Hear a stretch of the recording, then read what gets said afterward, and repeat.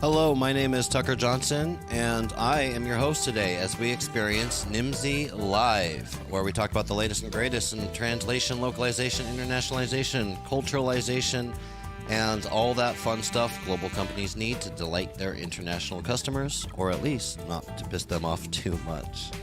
In this program, we invite guests who like to have fun and have some value to add for our audience of globalization professionals. I'm always eager to provide a platform to those with a good story or a good data set. So let us know if there are any topics you'd like covered or guests we should reach out to for future episodes. If you aren't already subscribed to or following NIMSY Insights, now's your chance. We are coming to you live today on YouTube, Facebook, Twitter, whatever Twitter's called these days, and of course LinkedIn, where most people check out this program. For those of you who are watching the recording, all of the recordings are archived on our YouTube channel as well as uploaded as podcasts. You can search for NIMSY Live in the podcast platform, that whichever podcast platform you use. Just search for NIMSY Live and you will see us there. Today, this is a double feature today. This is our second live stream of the day. I've got a really interesting topic, something that I really enjoy talking about myself, which is the intersection between user experience and localization. So I'm just going to jump right into it here today and give you the intro. So today we're going to be diving into the world of user experience and localization. Today's episode will cover the importance and benefits of merging UX and localization teams. We'll touch upon the need for training localizers in UX and vice versa, and discuss how quality of UX localization can significantly improve through clear communication. Thank you for joining us for this deep dive into creating universally engaging user experiences. Our guest today is Michal Kessel Shitrit, which I'm hoping I'm pronouncing good enough. Yes, it's good. Let's just say. She is a localization expert. Her language pair is English to Hebrew. She is a consultant and UX writer. Her course on user experience of localization experts brings localizers into the world of content design for incredible localized UX. When she's not evangelizing a loc and UX relationship, Michal works with tech companies to create clear, helpful messaging in English and in Hebrew. Welcome to NIMSY Live, Michal. Did I get everything? Thank you. What did I leave out from that introduction? No, everything was perfect. Awesome. Well, thank you. As I mentioned, this is a topic that I really like talking about, and I've written about it. I published about it. I've given workshops about it myself, and it's this intersection between user experience and localization. And I find it a fascinating topic because at the heart of it, localization is user experience. It's about reaching global customers in the way that they want to be reached. But I'm going to stop talking here and turn it over to you. Tell us, well, first of all, I'm getting ahead of myself. Tell us a little bit about yourself, what you do, and why this is an interesting topic for you. Sure. So first of all, thank you for having me here. So what I do usually in my day-to-day, first of all, I'm a localizer and UX writer myself. So I both create digital experience content, UX content, and localize it into Hebrew and into English from both languages. And then what I also do on my day-to-day is I create content and, like you said, evangelize and teach both sides of this equation, teach them about the other side. So I teach localizers about UX. I teach digital product teams about localization so that they do have better communication and better knowledge, and so that they are able to, I guess, better collaborate to create better digital experiences. I've said better like 6 times, but that's kind of the goal here. The goal here is to make things better. And so that's what I do in very, very kind of broad terms, I guess. Interesting. And for those of you joining us on LinkedIn today, I will encourage you to go follow Michal on LinkedIn. When I can, I'll post a link over in the comment section here. But she's always talking about these interesting things. So if it's a topic that's interesting to you as well, worth a follow as well. And while I'm plugging for you here, let's go over to Localization Station. Tell us a little, what is Localization Station? Other than a cool name that I wish I had registered the domain for. I had a few kind of opened ones, and I went into Localization Station thinking it would be more professional and businessy. But I did have a kind of casual terms also. But the localization station is a platform for everything UX and localization. And in my dreamscape and what my plans for the future is a place for both digital product companies and localizers to come to and get all the knowledge that they need to create digital experiences. And not just from me, but from other experts too. So getting knowledge from all of those kind of different facets of the process, different facets of the experience, I guess.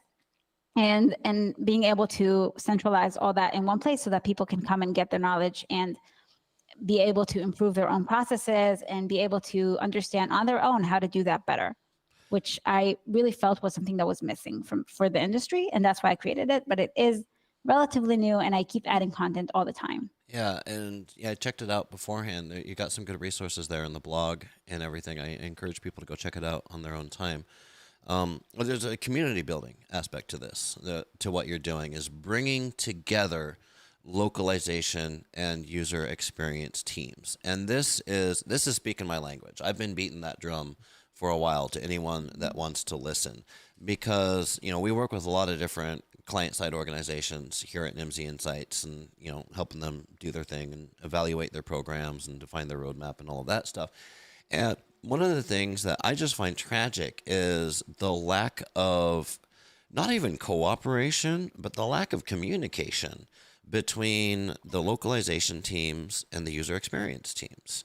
And both sides are losing out on that because there's so many UX components involved in localization. But also, what I've found is that a lot of times the user experience teams at these big, well-funded, very competent user experience teams are leaving out half of their global customers because they're only thinking about their English customers. Has that been your experience too? It's definitely been my experience, but also what has been my experience is that it doesn't happen on purpose. No, so it's no, no, not no. that It's no bad intentions, right? It's no bad just, intentions, yeah. but also not even not from bad intentions. It's even not from lack of choice, because companies, it's not a company say, oh, we really want to be able to create great experiences for those audiences, but we don't have the money, we don't have the time. It's not that. It's just a lot of the times they really think that they're creating great experiences for those audiences, because usually there's no research done on localized products and localized user experiences. And when there is research done, it's very, very little. And so they really don't know that the quality of the experience is bad. And it is a little bit of kind of Anglo-centrism. The companies a lot of the times just assume that the experience is good, but they don't really ask the people who are using the experience and having that experience. And I think being part of a market that is a lot of the times underutilized and not a lot of kind of funds being transferred because it's such a small market, I think it really emphasized that challenge for me. Because basically no experiences in Hebrew are good, unfortunately. I haven't met much, let's say, that were localized into Hebrew and that are good. Wow, it's such a simple language for internationalization and localization. I'm kidding, of course. It is a simple language. It is. It really is, except for the gender issue. But it's not a hard language, and a lot of the challenges that digital experiences have, like space, for example. Some languages are really long or have really complicated character sets. We don't have those challenges. But on the other hand, we do have other challenges. But you have the bidirectionality and all of that stuff, which kind of just throws. It fascinates me because every once in a while, like I'll be doing in office hours with the client, and I'll be talking to people that have been in the industry for 10 years, and they've just never managed Hebrew or Arabic or anything like that. It's never come across their plate. And I always cherish, and I am no expert in right to left or bidirectionality or anything like that, but I always cherish those moments when I get to like break someone's bubble for the first time and like teach them about right to left, because it just blows their minds. They're like, no, like everything has to be flipped. Yeah. Everything has to be. But I wanted to challenge this conception that user experience is about kind of the flipping of the graphics and the punctuation being in the wrong place and date formats and currency formats. But it's not about that. It's more about the actual experience, right? The cultural experience that you have. So let's define user experience before we get into this too much. Define user experience for us. So I guess it depends on where you're coming from to define this. If you want to define the industry, the user experience industry, it's an industry that is meant to obviously deliver better experiences that serve the goals of those products, the goals of those companies, and are adapted for the specific users that are using the product. And when you talk about UX copy, a lot of the times it kind of frames the experience, frames the experience in the way that how the user actually experiences it, what they feel when they use the product, and what kind of emotions they come out of it with, and how often they want to come back to it, and how much they want to recommend it to others, and all of those kind of more, I guess, emotional aspects of it. Yeah. And it's something that is really, really hard to pinpoint. It's really hard to define. It's really hard for users to say, that's why I like this product, but they do like it. They do prefer it to the competitor. Yeah, it's hard. Like we do global user experience studies for some clients here at Nimdzi Insights, and it's like surveys and focus groups where you're like sitting down and asking them these random questions. They're not random. They're very well defined. But it's like you're asking these questions that have nothing to do with localization, nothing to do with you.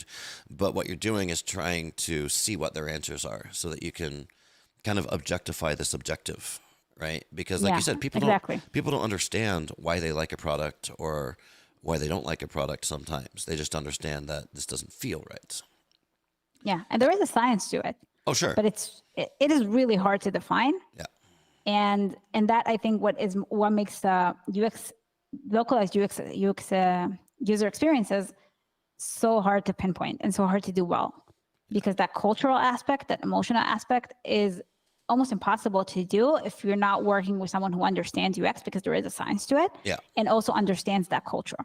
And that combination of things is really lacking in the industry. Well, and this is why there's not enough of those people. Yeah, this is why I think there's so much benefit to be had from UX teams talking to localization teams, because the localization teams typically understand different cultures. They might not understand that science that you referred to around user experience, but the UX teams, they understand that science. So when they work together, it's a really powerful stuff can happen.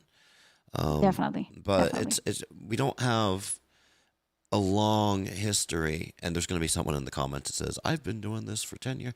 Okay, most people don't have a long history of this collaboration. So what I find when working with clients that are interested in doing this is it's very much a learning process, kind of, putting on the training wheels, learning how to pedal, taking the training wheels off. It's not comfortable, and it's not something where there's clearly defined industry standard KPIs to track, right? And that's kind of the hard part, because localization teams, I know, are typically being under constant pressure to justify their existence, essentially, justify their budget. And they do that with data. And it's hard to show objective data around feelings, around user experience. Yeah, well, you have to allocate budgets to be able to show data about feelings. It's a lot of, and you have to have data to get budget approved. Yeah, and then you have to have data to justify the budget. It's a chicken and the egg, right? It's like no one's going to give me budget unless I can come to them with a data-driven business case, right? So it's interesting. Well, is this something? I'm going to go back to plugging your stuff over here. You have a workshop coming up here. I do. I have a workshop coming up. And talk to us about that. Yeah. So. Just the other one, actually. Oh, the other one. Did I? Jeez, Louise. No. That's my regular course. But I'll tell you about it without showing it. Tell me about it, and I'll try to find it while you're talking here. So basically what happened is I've been starting with teaching localizers about UX. So I created a UX course for localizers. And what I've been seeing is that a lot of those people coming to the course that were either linguists doing the actual translation or localization managers in product companies, in digital product companies, they were talking about the lack of collaboration with LSPs, with agencies, with translating agencies. Is that even if they had the UX knowledge, they had to really fight to get the collaboration they needed, the information they needed. These are translators. To transfer the messaging. You're talking about both translators and localization managers from the other side, from the product side, from the buyer side. From the buyer side, okay. And there's a lot of the times there's an agency in the middle, there's an LSP in the middle, but the LSP doesn't have that UX knowledge. Well, LSPs are notorious. Sorry to interrupt, but LSPs are notorious for saying, the whole thing LSPs do, they don't do any work. They manage a supply chain, right? Yeah. They receive projects from the client and they outsource those to freelancers or smaller LSPs or whatever. So the value that they're adding is the project management, the vendor management, the education of the Yeah. client, the expertise, right? And it is work. It is hard. No, it is work. Yeah, no disrespect. Yeah. Hey, I come from the LSP side. Like, mad respect to LSPs. Like, I literally wrote a book about how they add value, right? So I'm not trying to throw shade at LSPs, but here I'll throw a little bit of shade, which is that they are notorious. I'll say we because I come from that side. So I'm criticizing myself instead of my colleagues. But it's like we are notorious for agreeing to do things that perhaps we should admit that aren't our expertise because we don't actually have to deliver those. What we do is we create a supply chain to deliver those. And I've seen LSPs get in trouble because a client will come to them and want to talk about user experience or something else, but user experience is what we're talking about today. And the LSP says, yes, sure, we can do that. But then they quickly realize, oh, I don't know how to do this, right? So I think that's the audience that you're trying to reach, to try to actually empower these people to be able to deliver on the demands, the needs of their clients. On the promise too. And I think it is an issue because a lot of, if you talk to buyer side companies, if you talk to digital product companies, they're really angry usually with their LSPs or frustrated. There's not a lot of trust and they are sure they're being conned and they're being ripped off because they don't have a way to basically verify the quality of the localized content. Yep. And that's because when they talk to the LSP, when they come to this Zoom or meeting or whatever, they can understand and they can feel that the person on the other side does not understand the work that they do. They don't speak the same language in terms of like the terminology that they're using. And when they try to, even sometimes when they try to have that person access their files, like a Figma file to see the content or transfer that content to the linguist, transfer those kind of context information, screenshots or whatever, they can see that there's no understanding from the person who's supposed to facilitate that. And they're, I think, rightfully frustrated because when you pay a lot of money for translation, then you have the right to expect that the person on the other side will understand what's expected of them and what they need to do to provide really good results. Right. And so that's kind of the background, I guess, for the workshop that I've created, which is a workshop for LSPs, for agencies, for localization facilitators in general, to be able to, like you said, deliver on the premise, to be able to understand what their clients are expecting of them and asking of them, and also what they need to do to really deliver good results for them. Yeah. So and deliver value. And I'll just read it here on screen for our podcast listeners. It says, once you finish this course, you will develop an understanding of UX and its importance, understand the challenges of UX writing for international audience, apply a strategic approach to UX localization projects, confidently accept and work on UX localization projects, know how to craft useful, enjoyable localized content, feel comfortable discussing copy choices with product teams, and know how to analyze and evaluate UX copy in any language. So very interesting. And this is available now? Yes, this is the UX writing course. So the UX course, the language of UX course, which is a course for agencies and for LSPs, is available now, and it's starting September 14th. Okay. And there are still seats open. So if you're interested, then definitely go and check it out, because I'm not sure if it's going to open again in the near future, because I'm opening the other UX writing course after that. And I do need to have time for it. Yeah, actual sure. work too. Yeah, you got to pay the bills in the meantime. You got to pay the bills. Get so definitely go have a look if this feels like something that would help you. Very cool. All right, guys, you have it there. I'll try to put a link in the comments when I have a break here. Going back to our topic here, I wanted to talk about UX in regards to, we're talking about UX in regards to copy. We're talking about UX in regards to UI. What is the role of brand voice? Like you mentioned, it depends. When you're talking about, like, let's define UX, it depends. It depends upon the brand. It depends upon their values, their vision, all of that stuff. How does that change from brand to brand? And is there a certain level of standardization? Because I would imagine this is something that's very hard to speak and to instruct on because of that level of variability. How do you deal with that?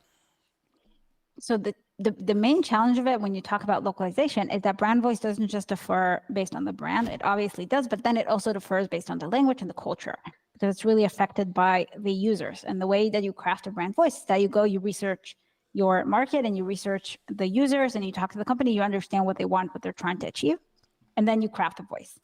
And what it does is it basically guides the experience and frames it in a way that, well, I like to sometimes compare to an actual person. So the brand is like a person, and when you meet that person, you have to get some kind of impression, like just like you would with a person. So sometimes you meet someone and they are super friendly, super casual, very, very fun, and you come out of it feeling really, really happy. But maybe you're not going to trust them when you need kind of investment advice. Right. You're going to go to that friend of yours who's a little bit more serious. They might be really fun at a party, but yeah, exactly. Yeah, you're going to go to that person friends. who's maybe a little condescending, but they have very good advice on investments. Yeah. And so that's brand voice, essentially, in a nutshell. Okay.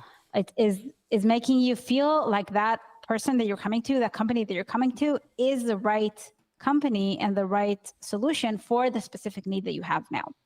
Okay. And it can differ. Like you can have an insurance company that's super friendly and casual, like Lemonade Insurance, for example, and you can have one that's very serious and kind of a little bit condescending, maybe even sometimes, because it makes you feel more safe, because they are trying to target different client bases, different customer bases, and different audiences. And how can that is, because when we're talking about, different brand voice and different like personalities, so to speak, how is that? Because this has always been a struggle for me. When outsourcing such things to an LSP or to any agency outside, how can a company outsource the user experience of their customer base to an external agency and trust that it's going to be following their brand guidelines and really putting the foot forward that they want to put forward? There's got to be an immense level of trust in order for that to happen, right? Yeah, trust. First of all, trust is definitely the key word that is missing here. And what often happens is that companies don't have a choice. Okay. Because they need need their product localized, and someone from the top said, we need this localized into 10 languages, and go make it happen. And they don't have the resources to do it in-house at the moment because they don't have enough staff or whatever. So they need to go to an LSP, and then they go to the LSP, I guess, which their budget allows, and also gives them the biggest amount of trust, and the biggest amount of trust that they are going to actually deliver, like we said, on that promise. Yeah. And actually understand what it means to create user experiences, and understand what it means to have a brand voice, and understand what it means to have localizers and linguists who are able to craft that brand voice. But that being said, if you do your best, obviously, with what you have. But that being said, something that I feel that most companies don't do, and really should, because it can make a really big difference for them, is create brand guides and brand voice guides in different languages for different markets. And that on its own, creating those guidelines with a few examples of how the brand voice should sound in each of these languages with an expert of brand voice from that market, which is obviously going to be expensive, but not as expensive as having that person translate all your content. So creating those guidelines can make a huge difference, because it can help the linguists on the other end. It's a document that's easy to send. Yeah. And then it can make the linguist on the other end really understand what kind of voice you're expecting to get at the end. And this is perfect that you're bringing into this, because I see someone in chat, Daniel, says, can you please explain how brand voices can change in some locales? And I think this is a really good question. I would add to that, and you touched upon it already, but I would add to that, what's the difference between what we're talking about here, like with the brand voice for different locales, and style guides that localization companies do? Because style guides are a known entity. Like people, LSPs know what a style guide is. What's the gap between style guides and, say, brand voice guides? So if you remember at the beginning, we talked about how experiences are not just changing the currencies, they're not just changing the days, they're not just changing the kind of the way things look and the maybe fonts or whatever. Experiences are feelings. And so that's basically the difference. Style guides, if you look at style guides, most often they have all of these instructions on, these are the punctuation marks you should use, these are the date formats you should use, these are the currency formats. Please use these terms for these kind of different contexts, and they're helpful. It is important to have those, but they don't really describe the voice. They don't describe the brand. Yeah. And so they're only part of the context that the linguists need to really create a localized user experience that is both loyal to the original brand, but also valuable and effective Yeah. in their target audience. And that leads me to the other question, which is brand voices change across locales because cultures are different. Sure. And brand voices, they heavily depend on cultures. So if we talked about the person who's trustworthy, right? Yeah. And I told you maybe you're not going to go to that friend for investment advice. So there are cultures like in Israel, for example, that maybe I'm not going to go to that really kind of formal, serious friend for investment advice because we're a very, very casual culture. Yep. And then there are cultures like maybe in Japan that not only are you going to go to that serious friend, if that person maybe speaks to you, and I'm not talking about a friend here, but maybe like a bank teller. And if that person speaks to you using the wrong level of the wrong honorifics, the wrong level of formality, then you're going to say, oh, I don't want to be a customer of this bank because I don't trust them.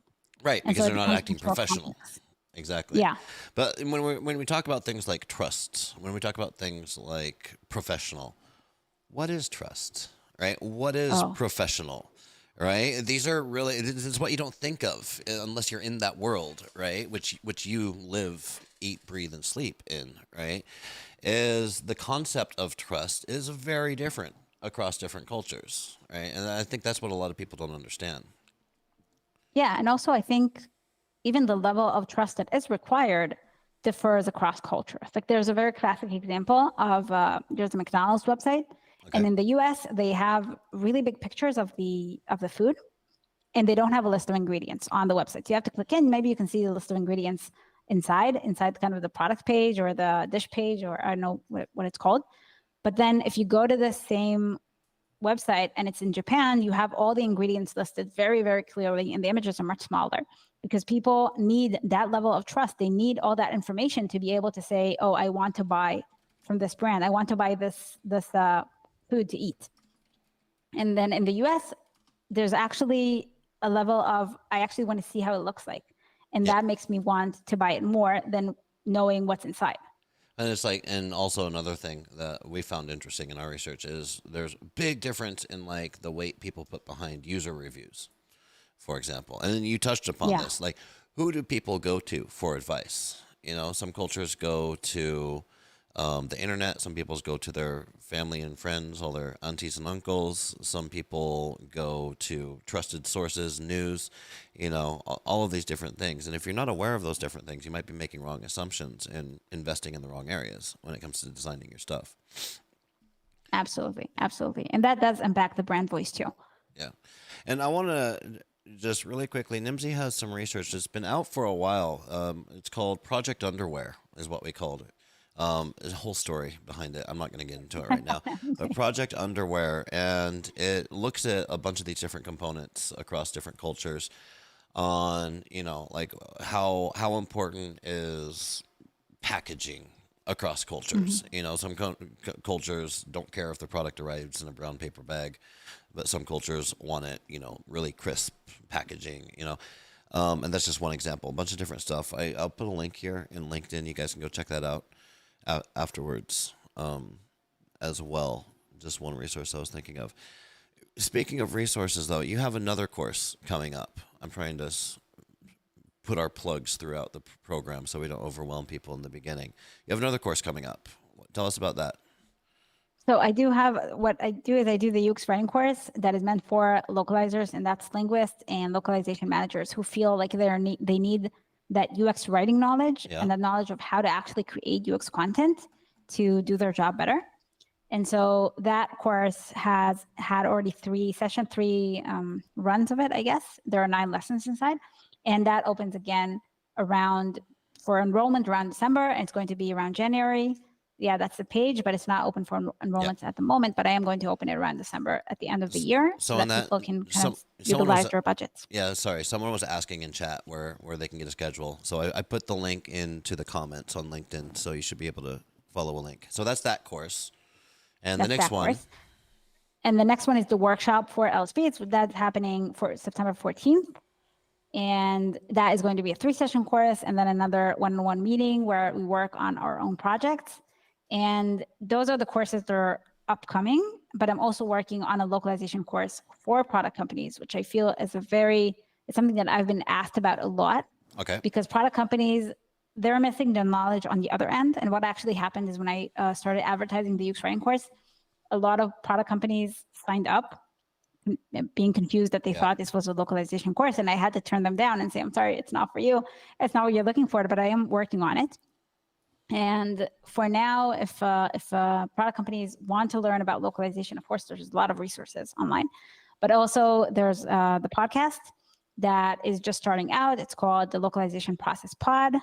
And that is a podcast where I actually talk to different product companies, different localization managers in product companies, and learn with them or from them about the processes that they use and how they optimize their products and their processes for localization.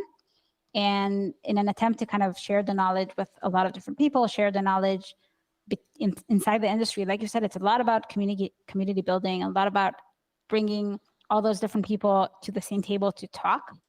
And that's kind of an attempt at that, to have that knowledge available for everybody.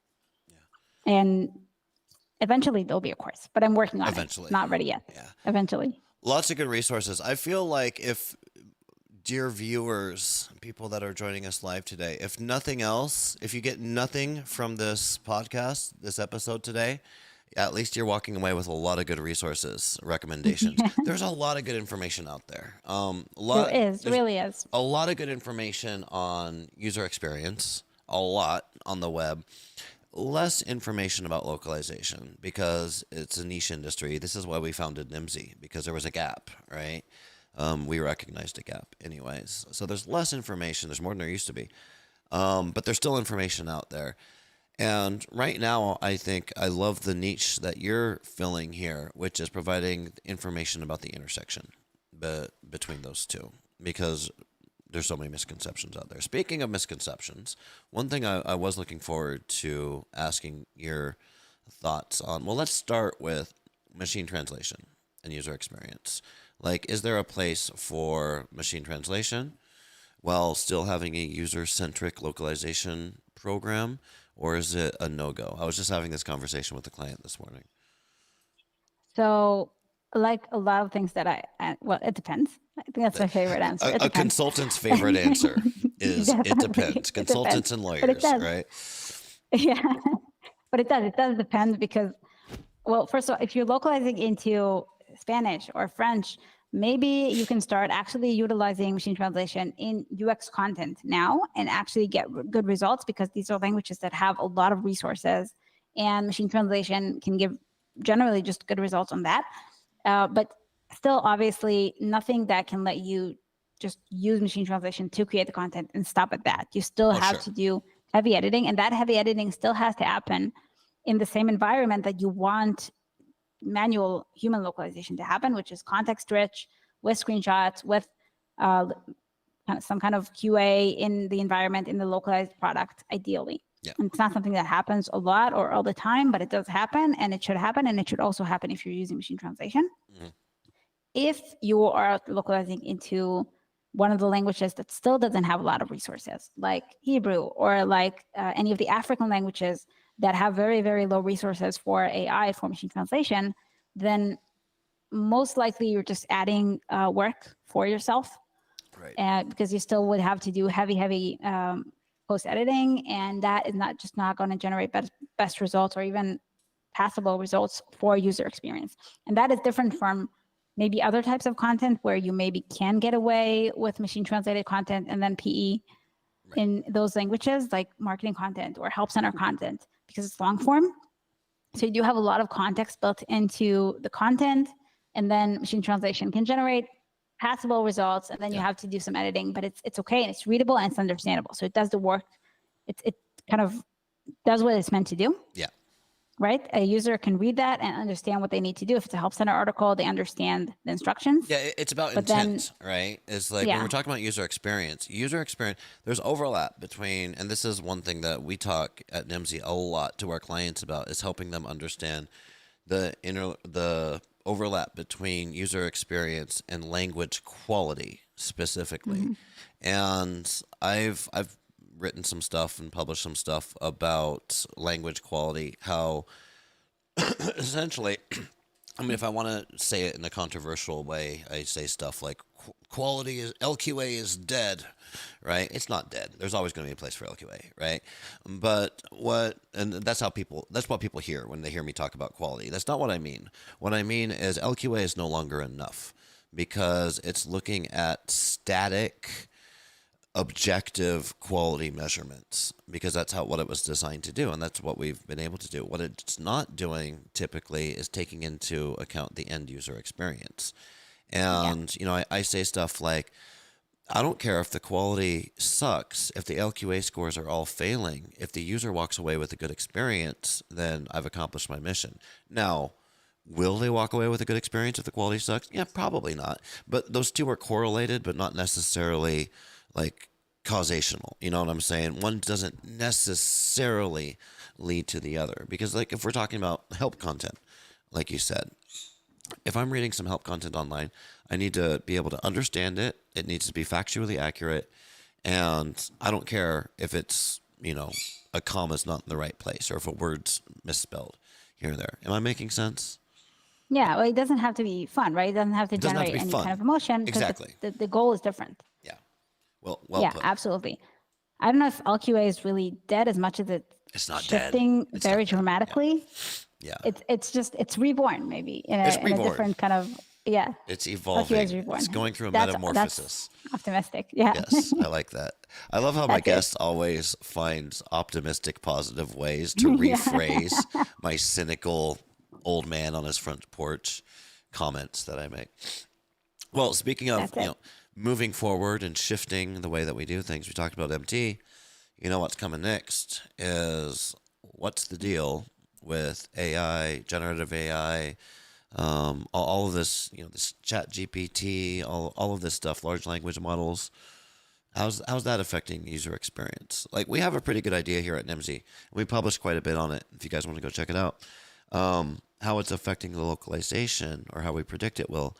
But what effect in the user experience field is that having? So first of all, I think this is a fascinating question because I'm going to answer your question, but then if you ask me in 1 month, my answer is likely going to be different. Same. Because the evolution is just exponential. But that's why I said we have published stuff where we think it's going, right? Like we might publish stuff retracting that a month from now because it's going quick. This is going quick, and it's going to go technology. Quicker. Yeah, it's going to get quicker and quicker. It's accelerating. It's not just going quick; it's accelerating. Yeah, and so what I'm going to say about generative AI in general is that generative AI, just like its name, is meant to generate content. And it's not, like everybody knows, I think already, it's not as factually accurate. It's not as accurate, period. And so it means it's not ideal for translation, but it also means that it's optimally really ideal for user experiences because instead of translating content, you can use the source content as instructions to generate better kind of more natural content. But this is what scares a lot of localizers because it's essentially taking away the need for localization. Like, why would I, if I'm using generative AI to create a marketing campaign in English, why would I then pay to have that generated marketing campaign translated into French and Spanish when I could just tell the machine to do it in 3 languages for me and make it culturally relevant to each of those languages? Right, so it's not the exact same campaign. This is kind of where my pessimistic brain goes. No, so I think it's going to be kind of irresponsible for companies to just generate a marketing campaign and just have it out there without anyone looking at it first, because it can lead to really embarrassing and hilarious issues. Irresponsibility hasn't stopped Silicon Valley before. No, it hasn't. So there's going to be somebody out there making the mistakes that we can all laugh at. I just don't know who it is. Yeah, and there's definitely going to be less work for localizers with generative AI starting to be used in translation. I think, and it's happening already. If you're looking at the different kind of translator groups, you see people saying what's going on. There's not enough work. Agencies have stopped calling. Clients have stopped calling. And to be fair and balanced here, translators have been saying that for 20 years. right? There's Well, always and maybe it's been something. happening for 20 years. Maybe yes. Maybe it's been happening. Maybe it has. And also, it doesn't mean that there's not going to be work for translators or not going to be work for localizers. It just means there's going to be work for less translators and less localizers. So make yourself the most attractive translator slash localizer in your language, in your niche, in your wherever you're working. And then you're still going to be working and you're still going to be asked to do things because companies are not going to generate a marketing campaign in German and just put it out there. It's just not going to work for them. Not long term, no. Somebody is going to have to look at those campaigns and say, oh, this needs to be shifted a little bit, or this works, this doesn't. Because sometimes even the strategy is something that needs to be changed. Yeah. There's this example of, sorry, I'm cutting you off. No, please. I like examples. So there's this example of an Oatly campaign that, Oatly, they have this, they're an oat milk brand. And they have this really, they have this really kind of irreverent, kind of funny ads, very I know stream of consciousness. We did an RFP for them. Long copy. I think at Nim. I don't know if that was Nimsy or a past life, but yeah. So Oatly, love the brand. Yeah, very strong brand voice. And exactly very strong brand voice, and it's fun and it's really fresh, and people have been enjoying it. And then they went and they did this marketing campaign. They put huge ads all over the U-Bahn, I think it's called, the metro kind of underground stations in Berlin. People really hated it. And they started commenting about how they're destroying the architecture and they're destroying the vibe of the station and this like classical station decor. I don't know. And they should really take off the ads. And Oli had to really kind of redo the advertisements. And I don't know if they actually went through and did it, but that's what they claim they're going to do. They're going to redesign the advertisements so that they sort of fit into the decor of the underground stations in Berlin. Interesting. And this is something, you can't do that with AI, right? You have to have a native cultural expert person look at the ads and say, oh, this is not going to work because people are going to be angry because they have very, very strong sentimental connections with the metro decor in Berlin. Who knew, Yeah. So I think it's a good example. Yeah, it's a great example. And I think in a way, there's two sides to this coin for those of us in the word industry, dealing with words, right? Languages. Is that there's with this large language models and generative AI they're cutting at the core of what we do, which is language, which is words, which is communication, right? So in a way, this is a real, I hate to use the word threat, but a real impact on what we do and how, not so much what we do, but how we do it, perhaps, as an industry. So in a way, you got that on one side, but on the other side, we still work in an industry that at the end of the day is about humans facilitating human-to-human conversation, right? And that human element is very hard to take out of what we do. And I say we when I'm talking about localization and I'm talking about user experience because we're dealing with humans, we're dealing with communication, we're dealing with emotions and feelings, right? So in another way, while it is threatening our industry, to use a scary word, it's also, I think, comforting to know that we work in an industry where humans are going to be very, very hard to replace. There's plenty of industries out there where we humans are not so hard to replace. And I think we're going to start seeing that happening before. Now, the way that we do our work, how we do our work, what we do, I think is going to change, right? Just like machine translation, just like TMSs, just like all of this, just like the internet changed the way we do work, right? I think there's still going to be jobs for translators, but new skill sets are going to need to be developed by the translators that want to stay relevant. And there's going to be new positions that open up that we haven't even heard of before. Yeah, absolutely. My partner, Renato, likes to say, in 5 to 10 years from now, your biggest clients are going to be companies that don't exist yet. Right? And he likes to point to look at Facebook, maybe it's not 5 to 10 years, maybe it's 10 to 20. But, Facebook didn't exist 20 years ago. Yeah, look at OpenAI. For example. Look at OpenAI. Any of these companies that are spending millions of dollars a year, the biggest clients out there, they didn't exist 10 years ago. So what are going to be the new companies in 10 years?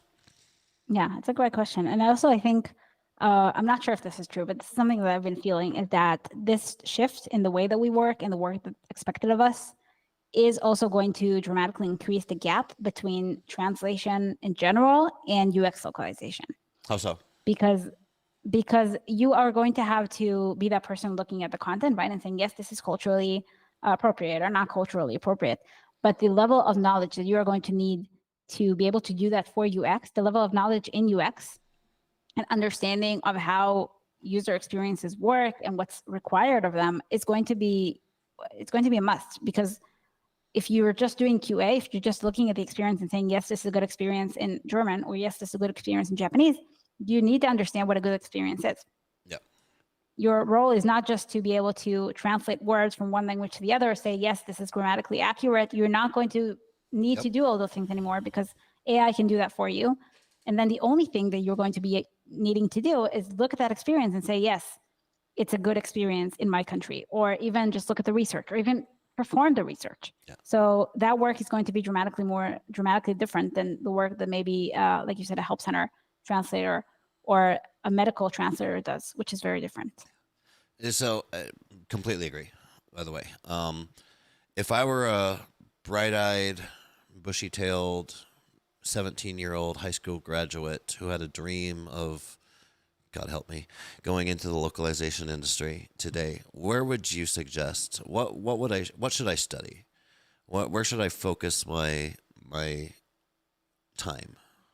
So localization in general or UX specific localization? Open question. That's kind of what I'm saying, because I think our thesis is kind of they're merging to a point where they weren't 10 years ago. All right. So, but let's say like a lot of us came into this industry. A lot of us came into this industry as translators. I did not. Right. Yeah. But what I did have was a passion for languages and a passion for culture.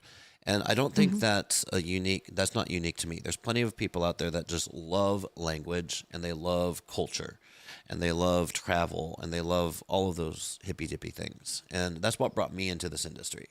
Right. So if I was a hippy dippy 17-year-old who loved languages, what should I do? Should I try to become a translator? Should I study neurolinguistics? Should I study user experience, geopolitics? Design. Right.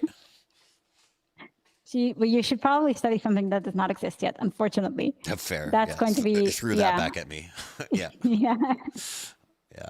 Unfortunately. So what I would do is, if I were very new to this, I would just start reading about different kinds of translation maybe and see what is more interesting to me. Because like you said, there is going to be some level of work, I think, in most of those industries.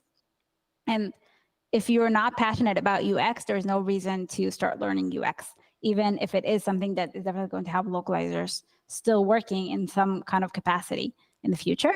If you're passionate about video content, maybe you should learn subtitling. If you're passionate about gaming, maybe you should learn game localization, which is also a really big industry and something that is really growing now.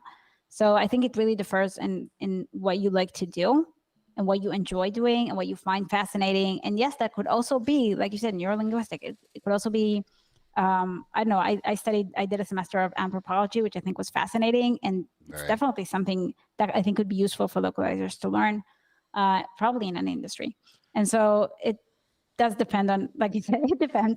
It depends on who you are. It depends. It's good advice, though, because what you're saying essentially is do what you love and figure it out, right? Because otherwise we become paralyzed by fear of, I don't want to go into this industry.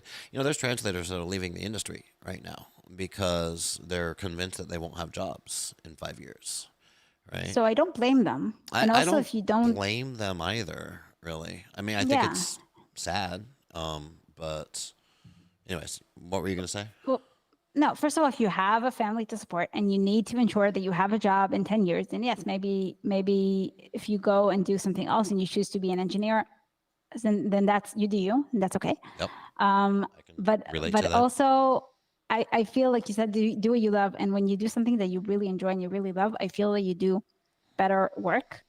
True. And you provide better services. If you're a service provider, if you're a freelancer, then it shows, right? It shines out of the conversations that you have with your clients, and people feel that and they want to work with you more because they say this person has found their calling. And I definitely, if you hire someone, you want to work with the person who found their calling and not that person who's kind of like grudgingly doing this because it pays the bills. It's true. And so a good start is to do what you love, and then, start learning from that, start optimizing from that, start learning the market and anything else that you need to do. But start with that. Start with doing what you want to do. Excellent advice, Michal. I'm watching the clock here. We're coming up on time when I need to start playing that outro music. But any closing thoughts? Questions I forgot to ask? Words of wisdom? For me, I don't know. I really enjoy this. So first of all, thank you for having me. I do say I wasn't able to see any of the questions that people asked. So I'm going to go back to the recording later and kind of see not because of you, you're okay. It's just, it was small. Well, it was hard for me to read. It is because of me, because I'm supposed to be monitoring. I've been doing my best to respond to them in chat, because some of them are like, where's the recording going to be? And stuff like that. So I just respond to them. We got some, here, I'll pull them up here. Why don't I do that? Michal, no, Michal, you're Michal. Michael, Michael Asquith, he was on the program a few weeks ago, I want to say, and I feel like we talked about a lot of these same things. He has some interesting insights. It says branded personalization must be incorporated into global UX to be effective, and overlapping KPIs with localization based on measured impact and success. And yes. I agree with you, Michael, in a perfect world. Right. Research the localized experience. Please do. Nobody does, though, but they really should. We do at Nimdzi. Like, this is something we run very large scale projects, helping them understand, what is the impact of localization on user experience. And there's a whole methodology that I'm not going to get into. So it's like, we do that, but I can also forgive clients that don't have the budget for that, because it's in depth. Right. And like, when it comes to user experience, you can go as deep as you want to go. What's your budget? Also, when it comes to research, but I think even the small kind of easy research, like if you A/B test in English, A/B test in all languages, and see, sometimes a button is going to perform better, but it's going to be different. And there's low-hanging fruit like that. Don't. Yeah, like A/B testing, low-hanging fruit. Most systems that people are using, publishing or distribution systems, most things nowadays have built-in A/B testing functionality, right? Yeah. And I feel like that's an example of something that's low-hanging fruit that you should definitely be doing, right? You don't, and this is what I tell people, and like you say, research, how deep do you want to go? Like, Nimdzi is a research company. So when people come and say, I want, a brand perception study on my organization with such and such samples and whatever, it's like, all right, how much do you want to spend? Right? I mean, I say it a little more tactfully than that on a sales call. And it's not because I'm trying to get money from you. It's because I can do a very small scale one, or I can do a very large scale one. You can always go deeper. You can do automated surveys, or you can do in-person focus groups, right? With real-time interpretation. And, the cost can keep coming up. So it's a whole rabbit hole to go down. Yeah, hopefully with tech, it's going to, I don't know, maybe it's going to make research more cost effective. You can do transcription sometimes into different languages now automatically. So maybe that helps. But try and get creative and get data. Exactly. Data is good. Not you, but like product companies. There was a question here that I feel we addressed. Can you please explain how brand voices can change in some locales? That's why I asked you about that. And good conversation in the chat. Good conversation with you, Michal. Thank you so much. And welcome to the exciting and fun world of localization industry podcasting. Thank you. I look forward to subscribing. Everyone. So far, it's really fun. It really has been. It is a lot of fun. So everyone go follow Michal on LinkedIn if you can. You should be able to link to her right from the LinkedIn page, LinkedIn Live. And you'll be one of the first people to know when she comes out with new stuff. So with that, I'm going to take us out. Thank you so much, Michal. Thank you, Tucker. This has been really fun. Yes, ma'am. All right. Ladies, gentlemen, we are out of time for today. I appreciate Michal for joining me live. I appreciate all my colleagues here at Nimdzi Insights doing all the hard work. I appreciate everyone in our industry who responds to our surveys and schedules time with us so we can include you in our industry research. And lastly, I appreciate you, the audience, everyone who's joined us live today, all of the lively conversation in the chat. and I look forward to next time. Cheers.